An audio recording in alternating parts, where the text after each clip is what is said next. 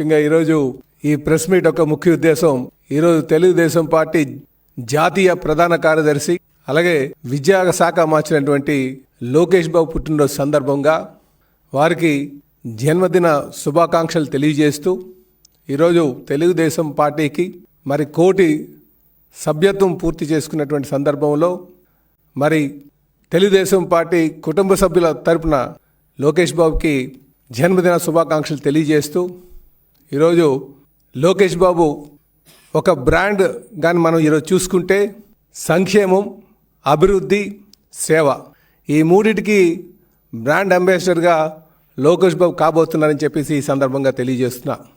ఇంతవరకు నాయకత్వం తీసుకున్న వాళ్ళు ఎవరైనా సరే కేవలం సంక్షేమం, అభివృద్ధి ఈ రెండే తీసుకునేవారు.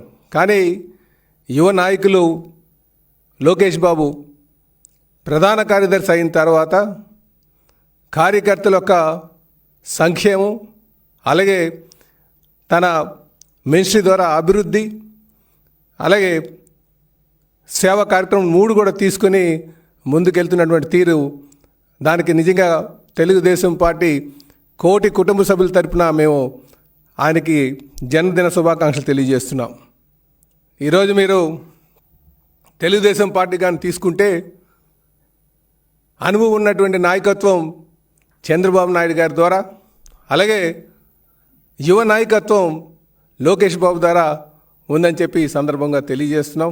అందుకే ఈరోజు కార్యకర్తలు అందరూ కూడా చాలా సంతోషంగా మీరు ఎక్కడికి వెళ్ళినా సరే భారీ స్థాయిలో బ్లడ్ డొనేషన్ క్యాంపులు చేయడం కానీ అలాగే సేవా కార్యక్రమం చేపట్టడం కానీ అలాగే అనేక సంక్షేమ కార్యక్రమం చేపట్టడం కానీ జరుగుతుందని చెప్పి ఈ సందర్భంగా తెలియజేస్తున్నాం. అందుకే మా యువ నాయకులు రేపు రాబోయే రోజుల్లో పార్టీని ఇంకా సమర్థవంతంగా ముందుకు నడిపించుకొని తీసుకువెళ్తారని చెప్పేసి మేమందరూ కూడా ఆశిస్తున్నాం. అలాగే ఈరోజు చెప్పాలంటే తెలుగుదేశం పార్టీ కీర్తిశేషులు నందమూరి తారక రామారావు గారు స్థాపించినటువంటి ఈ పార్టీ గడిచిన 30 సంవత్సరాలుగా మరి అనుభవం ఉన్నటువంటి నాయకులు చంద్రబాబు నాయుడు గారు వారు బుధస్కంధాలపైన పార్టీని వేసుకొని మరి నడిపించినటువంటి తీరు అందరికీ తెలిసిందే. ఈరోజు లోకేష్ బాబు వచ్చిన తర్వాత కేవలం వారి కార్యకర్తలందరికీ యువ నాయకత్వం దిశని నిర్దేశిస్తూ ముందుకెళ్తున్నటువంటి తీరు కూడా ప్రతి ఒక్కరు గుర్తించాలని చెప్పి తెలియజేస్తున్నాం. అందుకే లోకేష్ బాబు ద్వారా యువత కూడా చాలామంది ఆకర్షితులై పార్టీకి వస్తున్నారని చెప్పేసి ఈ సందర్భంగా తెలియజేస్తున్నాం.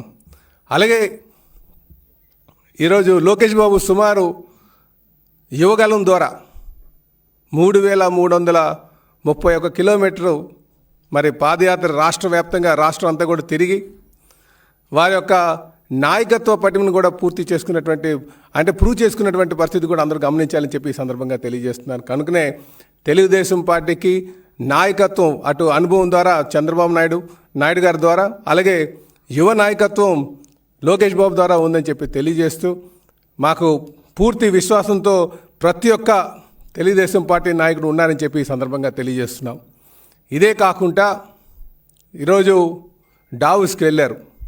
కానీ డావోస్ కన్నా ముందు అమెరికాకి వెళ్ళి AP to America, America to Davos వెళ్ళి ఈరోజు మరి ఇండస్ట్రియలిస్టులందరినీ కూడా ఆకర్షించి ఈరోజు ఈ రాష్ట్రానికి పెట్టుబడులు తీసుకొచ్చినటువంటి తీరు కూడా మీరు గమనించాలి. అమెరికాకు వెళ్ళి అక్కడ గూగుల్ని కన్విన్స్ చేయగలిగారు, అలాగే టీసీఎస్ని కన్విన్స్ చేయగలిగారు. ఈరోజు ఈ రాష్ట్రం వైపు అనేక మంది ఇండస్ట్రియలిస్టులు చూస్తున్నారంటే అది యువ నాయకులు లోకేష్ బాబు ఒక్క చొరవ అని చెప్పేసి ఈ సందర్భంగా తెలియజేస్తున్నాను. గడిచిన 5 సంవత్సరాలుగా మీరు చూసుకుంటే ఈ ఒక ఏపీ వైపు చూడాలన్నా సరే భయపడేటువంటి పరిస్థితి. అందుకనే మన లోకేష్ బాబు చెప్పినటువంటి మాట కూడా మనం గమనించాలి. ఒక పేరుగాంచినటువంటి ఇండస్ట్రియలిస్ట్ అడిగినటువంటి మాట, రేపు జగన్ రాడని నమ్మకం మీరు చెప్పగలరా అని. ఇది ప్రజలందరూ కూడా ఆలోచించాలి. ఇది చాలా లోతైనటువంటి మాట. ఎందుకంటే గడిచిన 5 సంవత్సరాలుగా ఒక విధ్వంస పాలన, ఇండస్ట్రియలిస్టులు వస్తే వాళ్ళని బెదిరించడం, వాళ్ళ దగ్గర కమిషన్ కోసం మాట్లాడింది. ఈ తీరునంతా కూడా ఒక ఏపీ బ్రాండ్ ఇమేజ్ని పాడు చేసే విధంగా గత 5 సంవత్సరాలుగా వైసీపీ పాలకులు చేసినటువంటి తీరు మరి మనం గమనించాల్సినటువంటి అవసరం ఉంది. ఈరోజు చాలా ఉత్సాహంగా చాలా మన వైపు ఇండస్ట్రియలిస్టులు అందరూ కూడా చూస్తున్నారని చెప్పేసి మీకు తెలియజేస్తున్నా. కనుకనే రాబోయే రోజుల్లో యువ నాయకులు లోకేష్ బాబు ఒక సారథ్యంలో మరి మంచిగా మా తెలుగుదేశం పార్టీ కుటుంబ సభ్యుల యొక్క సపోర్ట్తో ఈ రాష్ట్రాన్ని అన్ని విధాలుగా అభివృద్ధి చేస్తారని చెప్పేసి ఈ సందర్భంగా తెలియజేస్తున్నాను. ఈ మాట ఎందుకు చెప్తున్నానంటే తండ్రికి తగ్గ తనయుడిగా ఈరోజు డావోస్లోకి వెళ్ళి మాట్లాడుతున్నటువంటి పరిస్థితి అందరూ కూడా చూశారు. అంటే గత పాలకులు డావోస్కి వెళ్ళినప్పుడు చలి ఎక్కువగా ఉంది కనుక వెళ్ళలేదు, లేకపోతే ఇక్కడ అంత అంటే ఏదో షో వర్క్ చేయడానికి వెళ్ళేవారు తప్ప ఎక్కడ కూడా సీరియస్గా చేసినటువంటి పరిస్థితి లేదు. కానీ ఈరోజు డావోస్లోకి వెళ్ళిన తర్వాత అక్కడ తండ్రికి తగ్గ తనయుడిగా అక్కడ వారి యొక్క తీరు మనందరూ కూడా గమనించాలని చెప్పి ఈ సందర్భంగా తెలియజేస్తున్నాను. అదేవిధంగా అంటే ఈరోజు పార్టీలో నాయకత్వం యొక్క నమ్మకాన్ని అంటే మా పార్టీ క్యాడర్ యొక్క నమ్మకాన్ని చేకూర్చుకుంటూ ముందుకు వెళ్తున్నటువంటి తీరు, అలాగే ఆయన పాలనా దక్షతతో ఆయన శాఖకు సంబంధించి ఆయన చేస్తున్నటువంటి పనితీరుని కూడా ఈరోజు ప్రజలు గమనిస్తున్నారని చెప్పేసి తెలియజేస్తున్నాను. ఈరోజు పార్టీలో ఉన్నటువంటి ప్రతి కార్యకర్త ఎంతో నమ్మకంగా లోకేష్తో ఉన్నారు. అదేవిధంగా ప్రజలు కూడా ఆయనకి శాఖ పట్ల ఉన్నటువంటి శ్రద్ధని ప్రతి ఒక్కరు కూడా గమనిస్తారని చెప్పి ఈ సందర్భంగా తెలియజేస్తున్నా. ఇదే సందర్భంలో మరి ముఖ్యంగా ఈరోజు స్టీల్ ప్లాంట్ కోసం కూడా మాట్లాడాల్సిన అవసరం ఉంది. ఎందుకంటే ఆయన యోగాల పాదయాత్రలో మేము టెంట్ ఆయనకి నైట్ బస ఏర్పాటు చేసింది స్టీల్ ప్లాంట్లోనే, స్టీల్ ప్లాంట్ క్వార్టర్స్ దగ్గరే ఓపెన్ ఏరియాలో ఏర్పాటు చేసాం. ఆ రోజు అక్కడ ఆయన నైట్ స్టే చేసేటప్పుడు ఆ మరుసటి రోజు చాలామంది కార్మిక నాయకులు అందరూ వచ్చి ఈరోజు ఈ స్టీల్ ప్లాంట్ పరిస్థితి చాలా దారుణంగా ఉంది, దీన్ని ఏ విధంగా నాకు పరిరక్షించాలి, ఏం చేస్తారు, సేల్లో ఏమైనా మర్చేస్తారా, దీనికి ఆర్థిక సాయం అందిస్తారా, లేకపోతే మైన్స్ ఏమైనా ఇప్పించగలరా అని చెప్పేసి వారు ఆ రోజు ఆయన అడిగినప్పుడు ఆయన ఆ రోజు ఇచ్చినటువంటి మాటకు కట్టుబడి ఆయన ఆ రోజే కార్మిక నాయకులందరికీ కూడా భరోసా కల్పించారు.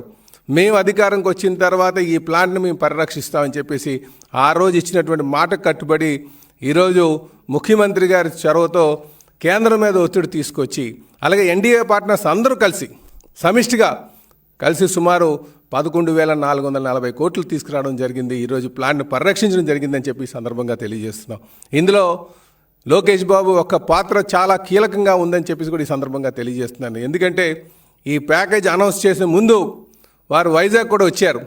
వైజాగ్లో ఉన్నటువంటి అందరు ఎమ్మెల్యేస్తో కూర్చొని మాట్లాడి ఏ విధంగా చేస్తే బాగుంటుందని చెప్పేసి వారు ఆ రోజు అందరితో చర్చించి మళ్ళీ ముఖ్యమంత్రి గారి దృష్టికి తీసుకెళ్ళడం జరిగిందని చెప్పి తెలియజేస్తున్నాను. అందుకే ఈరోజు ఈ ప్లాన్ను పరిరక్షించడంలో లోకేష్ బాబు ఒక పాత్ర చాలా కీలకంగా ఉందని చెప్పేసి ఈ సందర్భంగా తెలియజేస్తున్నాం.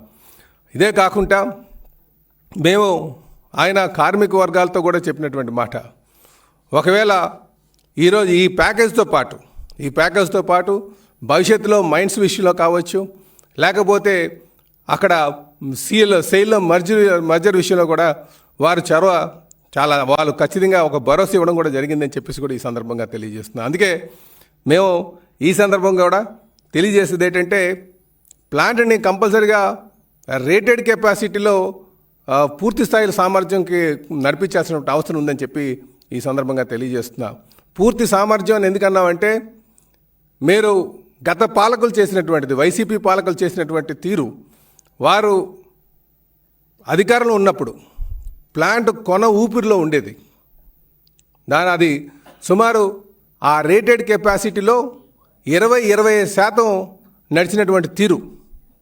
అంటే ఏదో విధంగా ఈ ప్లాంట్ని నష్టాలు చూపించి ప్రైవేటైజ్ చేసేద్దామన్న ఒక ఆలోచనతో గత పాలకులు ఉన్నారనడానికి అదొక నిదర్శనం. ఎన్డీఏ ప్రభుత్వం అధికారంకి వచ్చిన తర్వాత ముఖ్యమంత్రిగా చంద్రబాబు నాయుడు గారు పదవి అలంకరించిన తర్వాత సుమారు 1,640 కోట్ల రూపాయలు ఇనీషియల్గా డబ్బు పెట్టుబడి పెట్టి ఆ ప్లాంట్ని కొన ఊపిరిలో ఉన్నటువంటి స్టీల్ ప్లాంట్కి ప్రాణం పోసినటువంటి తీరు ప్రతి ఒక్కరు కూడా గమనించాలని చెప్పి తెలియజేస్తున్నా.